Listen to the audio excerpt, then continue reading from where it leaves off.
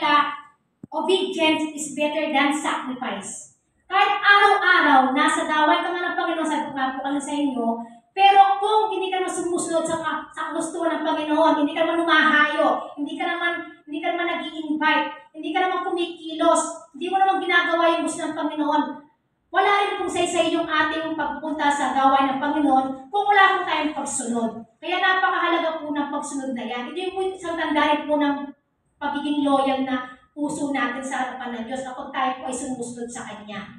Ayon po sa Mateo 22, chapter 10, verse 22a, sabi nito, kapupuotan kayo ng lahat dahil sa pagsunod sa akin. Totoo naman po yun.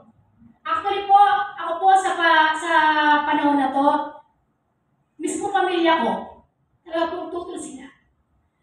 Sa pag-a-attend ko ng gawain na to, no? Pero, ako po, sabi ko nga po, kaputan mo na ako ng pamilya ko.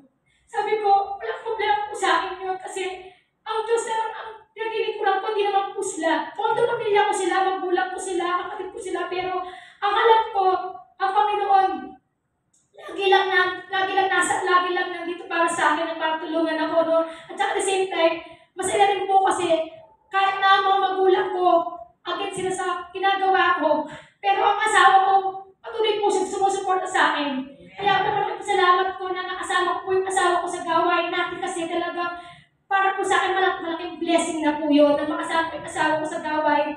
At naniniwala po ako balang araw na kapag sa Panginoon, balang araw yung pamilya mo, makakasama mo rin po sila sa gawain. Kaya po, naniniwala ko ang aking mga magulang, someday, makakasama po na sila sa gawain natin para sa paglilingkod sa Panginoon. No? Kaya po, para pasan po ang gawin lang po natin, lagi lang po tayo susunod sa Panginoon. Huwag po natin ahayaan na ma-distract po tayo ng mga discouragement or ng mga disappointment or ng mga ano pong distraction na nangyayari sa atin. Huwag po tayo distract sa mga gano'n, lalo po sa mga sa mga boyfriend or sa mga asawa natin, huwag po tayo mapadistract kung sila po tumututol or umahadlang para tayo ay magsumunod sa Panginoon. No? Kaya po, tandaan po natin ang pagsunod ay napakalaking bagay para sa Panginoon. No? Pangalawa po, sabi rito, manatili sa paglilingkod. Sabi niya, dito po didiinan po talaga yung ating topic ko sa manatili sa paglilingkod. No? Sabi po sa Mateo, 10:22, B, sabi rito, ngunit ang mananatili ng tapat hanggang wakas, siyang maliligtas. No? Totoo naman po talaga yun. Kapag po tayo natili sa Panginoon, talagang ang Panginoon talaga ay palagi niya po tayo liligtas. Di ba po sabi po sa teksto natin doon sa sabi niya gano'n, di ba? Dahil sa kahangalan mong ito, mula ngayon, lagi kang magkakaroon ng digmaan. So, kapag tayo po dumaranas sa mga digmaan to, ibig sabihin po yung mga problema natin na naranasan, no? Yung mga pagpighati natin na naranasan sa buhay natin, yun po yung sabihin ng digmaan na hindi na po siya linadala yung digmaan talaga. Ang digmaan na to, yung mga naranasan sa buhay natin. Kaya kapag tayo ay nanatili sa Panginoon, tayo ay ligtas niya sa mga digmaan ito, sa mga pagsubok na ito. Kahit nakakaranas ng pagsubok, ang Panginoon ay siyang tutulong sa atin. Kaya ang gusto ng Panginoon, palagi po tayo manatili sa Kanya. Manatiling tapat.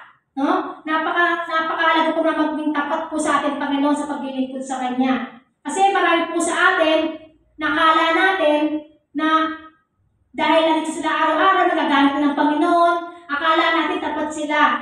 Yung pala, iba pala yung kanilang katapatan. Hindi pala sa Diyos ang katapatan nila. Kaya sana po tayo po mga narito na naniniwala sa Panginoon, patuloy po tayo manatili na maglingkod sa Kanya. Patuloy po tayo na manatili sa presensya niya. Huwag po natin ahayaan na merong bumadlang sa atin or merong manira or makasira sa ating relasyon sa Panginoon. Kasi kapag tayo nanatiling tapat sa Kanya, hindi po tayo maliligtas. Kahit anong gawin natin, hindi po tayo maliligtas.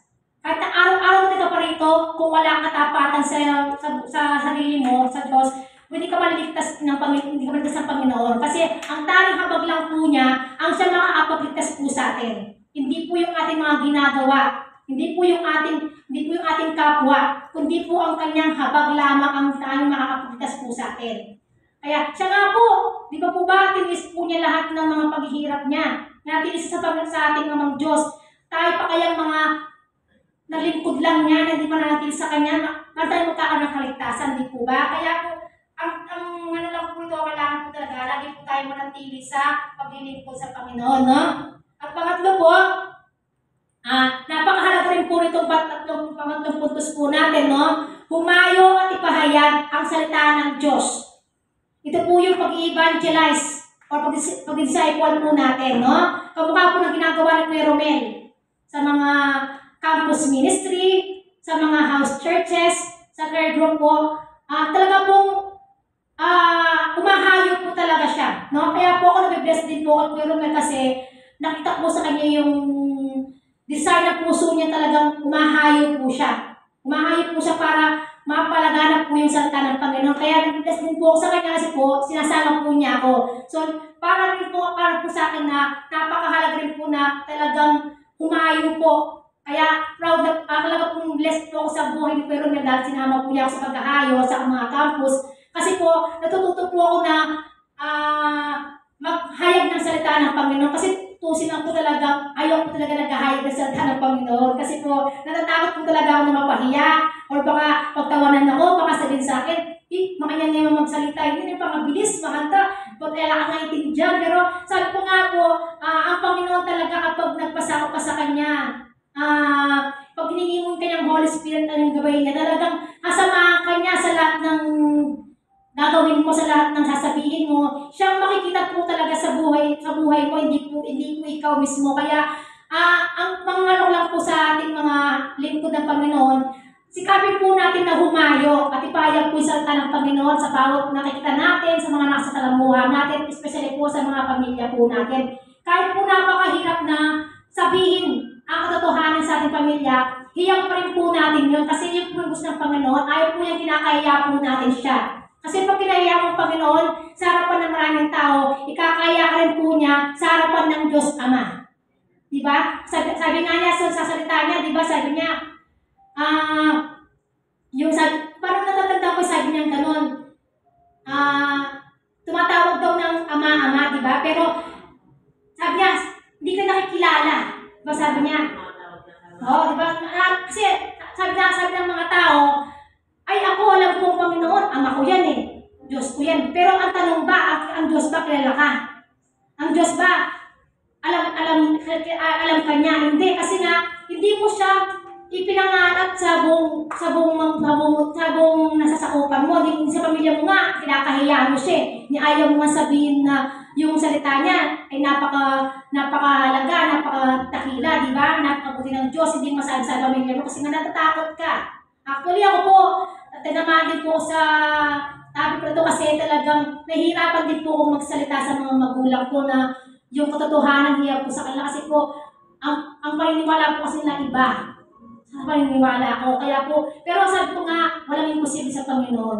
Na balang araw, lahat ng ginagawa ko, lahat ng sakripisyo ko para sa Panginoon, sabi ko, meron pong ibibigay na katuburan ng Panginoon sa bawat dalangin ko po, no? Kaya po, naniniwala po ako na kapag po tayo ay umayo at tinayag po natin ang salita ng Diyos, tayo po yung papapalain ng Diyos. Sabi nga sa Mateo 28, verse 19 to 20, kaya humayo, ninyong alam ko ang mga tao sa lahat ng bansa. Pagsimuhan ninyo sa pangalan ng Ama at Anak at Espiritu Santo. Turuan niyo silang sumunod sa lahat ng inuutos ko sa inyo. Tandaan ninyo, ako'y laging kasama ninyo hanggang sa katapusan ng panahon. So yun nga, sabi nga ng Panginoon, humayo daw tayo, no? At gawin pa natin yung pinag-uutos niya na yung mga lahat ng tao ay magtusimuhan sa pangalan ng Anak ng Espiritu Santo. No? Gusto na talaga nahiyag natin sa mga tao yung kabutihan niya, kung sino siya, kung gaano siya kadakila, kung gaano siya kabuti ang ating Panginoon. No? Kaya ang gusto ng Panginoon sumunod sila sa atin. Kung alam may mga hindi pa alam sa Panginoon, i-share po yung diyan 16. Yun lang po. Malaki